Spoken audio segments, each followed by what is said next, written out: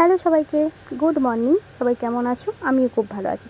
ঘুম থেকে উঠে পড়েছি সকাল 7:30টার সময়। ঘুম থেকে উঠতে একটু দেরি হয়ে গেছে, দেরি বললেও ভুল হবে, ইচ্ছে করেই দেরি করে উঠেছি।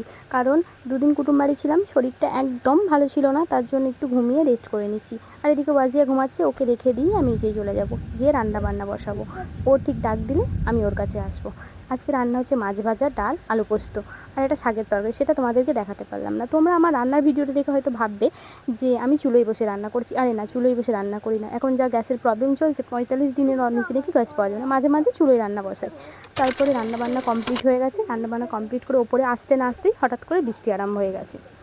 প্রচণ্ড বৃষ্টি। এই কদিন যা গরম যাচ্ছে, তো যাই হোক বৃষ্টিটা হয়ে ভালোই হয়েছে আমাদের মনে হচ্ছে। এইদিকে আমার সাথে, আমাদের বৃষ্টির সাথে আমার এই পঙ্খিরাজগুলো দেখো কত সুন্দর ভিজছে। আর তার থেকেও বেশি আনন্দ পাচ্ছে এই যে আমার ছোট্ট পরীটা। তার বায়না হয়েছে, বৃষ্টি হচ্ছে মা আমাকে খেলনাগুলো বার করে দাও, আমি রান্না করব, তোমার জন্য চা করব, কফি করব, তুমি কফি খাবে।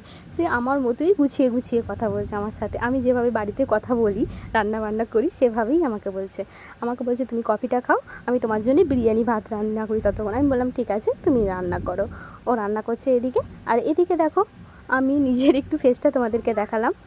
ওকে, বাই বাই।